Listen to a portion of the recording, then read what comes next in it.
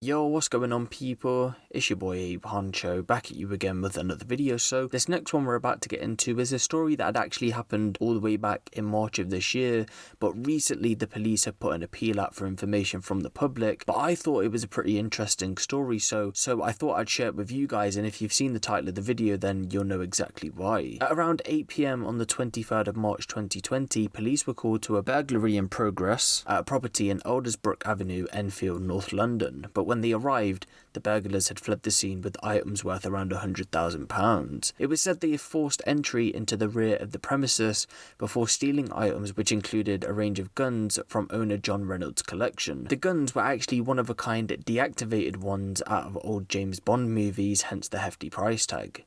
The guns that were stolen were said to have been part of a large collection of items which included posters, items of clothing, and about 60 other guns that had been collected over a 50-year period, and with John being 56 years old, this would have meant he's been collecting these items since the age of 6. He went on to tell reporters that he'd felt like a flame had gone out of his life. Neighbours described the suspects as 3 white males with Eastern European accents, and they were said to have left the scene in a silver car. At the time, Detective Inspector Paul Ridley said the firearms stolen are very distinctive and bespoke to particular James Bond movies. They will almost certainly be recognised by the public and to anyone offered them for sale. Many of these items are irreplaceable. So you might be asking yourself, what are these deactivated guns? Well, the ones that were stolen were one Beretta Cheetah auto pistol, which featured in Die Another Day with the serial number H02641Y, one Walter PP, which featured in A View to a Kill with the serial number 146872, one revolver Smith & Wesson 44 Magnum, which featured in Live and Let Die with the serial number N60304,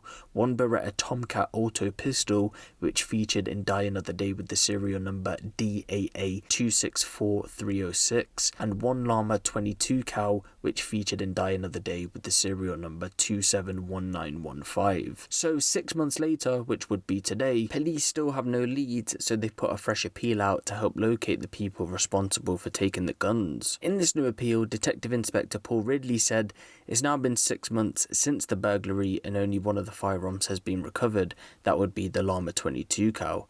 Sadly, this has been severely rusted due to being exposed to the elements outdoors and its integrity destroyed. We now have images of a vehicle that was parked near to the scene of the crime and appears to be carrying out reconnaissance in the area. In scenes reminiscent of a James Bond movie, you can even see the flash of a camera from the occupant engaged in the surveillance. I believe these individuals were involved in the crime. It was only a matter of minutes prior to the raid. So what I do want to say is that even though these guns have been deactivated, if you have the right tools and know the right kinds of people, they can be activated once again. So right now, there could potentially be 4 live guns floating about in London or floating about in the UK that have been taken straight out of a James Bond movie. What I find weird about this though is how did these 3 men know that he had a collection with deactivated firearms in his house? This is just in my opinion, which is just speculation, and that would be that this definitely seems like an inside job, and even though 5 guns were taken, the cost is £100,000, which is a hell of a lot of money when you think about it. Now of course, as it stands right now, 1 has been found, which we just mentioned, so there is still 4 out there, and I am just hoping that he can collect at least some of these back, because to have a collection for over 50 years for then that just to be taken away from you is pretty sad, I'm not gonna lie. So again, I am just hoping that he can get his items back. But if there is any updates out this situation, of course I'll be sure to keep you guys updated on this one. And guys, if you haven't followed my Instagram, hit me up for the latest drill, street and music updates. It's Huncho with the number 0 instead of the letter O.